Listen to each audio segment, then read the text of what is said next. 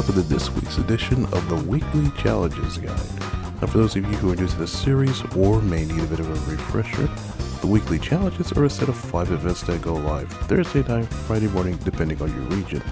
These usually consist of 4 races already in the game that you may need to unlock depending on your progression, while the 5th one is usually the special event, usually a time trial, a one-make race, a mission challenge, whichever comes up. So, let's see what is in store for this week. We kick things off with the European Sunday Cup 400. This is a 3-lap race at Brands Hatch Indy Circuit, requiring a road car from the following countries here. And obviously you can see some of the examples here. Suggested performance points are usually 400, obviously. And of course, just to be completely wacky on choice this time around, I'm going with this score right here. I mean, hey, there's not telling you you can't use it. So let's go for a lap around this track. So we're going down the front straightaway here. What I'd like to do, at least in this car right here, is brake all the way down to 2nd gear through Paddock Hill Bend. Go right up this hill here. And then right into Druids. About 1st gear there. A little off there, but going for the widest cut possible. Accelerating all the way down. We get to Graham Hill Bend. 2nd gear. I'm pretty much floating the throttle on. And then on the power. Down here. Down the Cooper Straight. Then a tricky one here as I brake a bit through Surtees. And then through McLaren here. Before we brake to 2nd, through Clearways, and then right on the power outwards towards Court Curve, and just that quickly, even in something like this, that is a lap around the Brands Hatch Indy Circuit. And now, on to the race itself.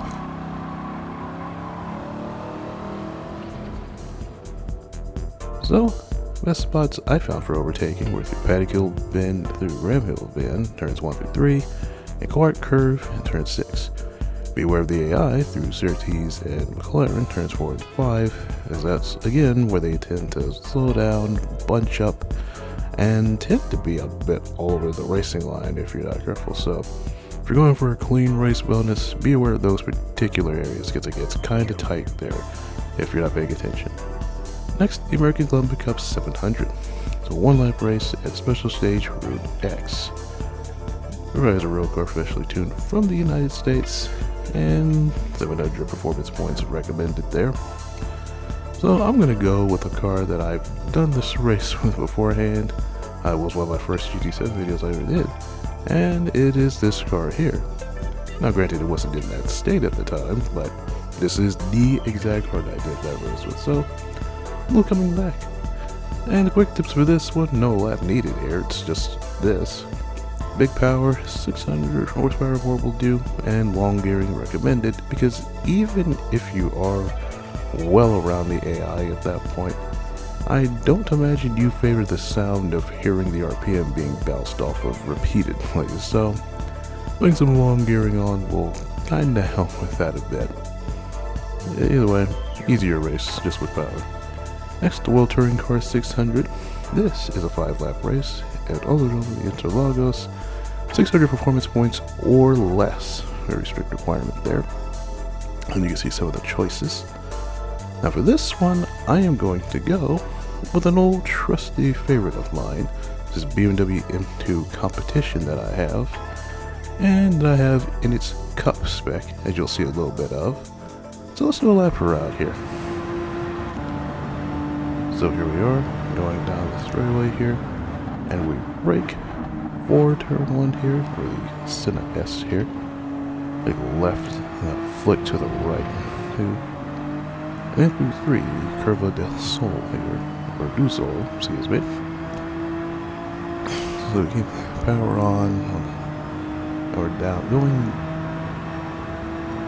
and then we hit right here, brake right at about the 100 board here, for turn 14. Accelerate right on now through turn turn 4, and then turn 5. I got that mixed up. Now we're heading up the hill here for Ferradura, or turn 6. And tighten a bit up here for Laranji, before we break down to second. For turn 8 through the S, and then through Viharinho, we're turn 9. Back on the throttle here, and we break right about again where that curve starts for Bica de Pato. Okay. We accelerate down the hill through Bergujo, and then right to the last corner here, being in line in the past Juncao. That curve, accelerate right about where you see that curve there. Keep the car on, and it's pretty much all power through here. Now, if you have a car that's not quite all that power compared to the competition there, this is where they're going to eat you alive. So, you will want to make that infield pretty much where you're getting all your time. Anyhow, that is a lap around Interlagos. So, let's get to the race itself. So, ideal overtaking spots I found are through the Senna S through Ferradura, in other words turns 1 through 6, the S, or turn 8, and Bica de Pato through Juncao, turn 10 through turn 12, where the AI in Raja turn 7, and Pireinho turn 9, as they will be a bit irritating. Opponents, of course, Haywood, Sassuolo, Clubman, and the Lamborghini. Of course, World Tour 900, 10 laps, 8 times fuel use and tire wear. It's a Suzuka circuit, 900 performance points or less. And while this is mostly Group 2 stuff, you can use something else as long as it meets that, like I am with this BMW Hybrid V8 here. And decided I might as well experiment with something while I was at it. And as you can see right there, fits right in. Now, let's go for a lap around here in this car. So, down the first row, there we go here. And this is going to be one of the harder braking areas. So we'll brake all the way down. I found 5th gear to be ideal. And then 2nd gear for this first corner. So we saw it right here through these S's. 3rd gear through that left, and then right-hander. And then this left-hander, use a lot of that curb. And then down to 2nd for this particular one here. You lean on the downforce quite a bit through these corners. And then full power through Dunlop. Full acceleration all the way down through here. Then down to 3rd for Degner 1. Down to 2nd for Degner 2. And then accelerate right on out. Careful what you do. Then we have right over here to the hairpin. Brake right about as that curve ends. Down to 1st gear, hug it tightly, carefully accelerate on out here. Very easy to spin the wheels, especially in this. So through 200R we go. And we're heading through one of the trickier corners to get right. And that is the spoon curve. I go 3rd gear at this first part, then 2nd gear right about here, and accelerate as soon as I can get it straight to the beginning of that curve right there. So we're on the back stretch, and we're coming up to a corner where it doesn't matter which of these cars you drive. The GT1 cars, the Super GT cars of 2008 or 2016, or even this hypercar. 130R flat, pretty much. And then brake very hard right here through what I still refer to as the Casio triangle. Quick right and quick left, and then accelerate right on out.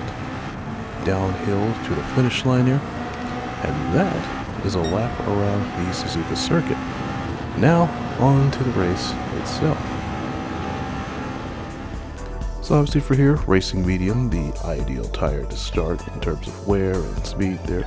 So one stop is the usual strategy here, putting on lap 7 for softs I found. Rain is possible though. It could be early, it could be very late, so have those intermediates in wets just in case. Lots of testing have indicated that it's very random. You could have all sunshine, you could have a late rainstorm. So just be very aware of that and have those tires, in case that happens. And finally, our special event is a time trial at Deep Force Raceway Reverse in the BMW M3 GT. So of course, all there is to it is to go in and get the car that we are to drive there, and that's it. The only real tips I have is for the end of the part there. Be very careful with this car. Now, it's very easy to get sideways and on the power. Strange, a lot more difficult than I remember. Anyhow, that is it for this week. I hope you guys enjoyed it, whether you've just logged in or you've logged in quite some time. If you do enjoy this, then give it a like, share, subscribe, and don't forget to tick the bell icon so you'll be notified when this goes up at its regular Friday at 1 p.m. time slot. So, that is it for me, and I will see you guys in the next one.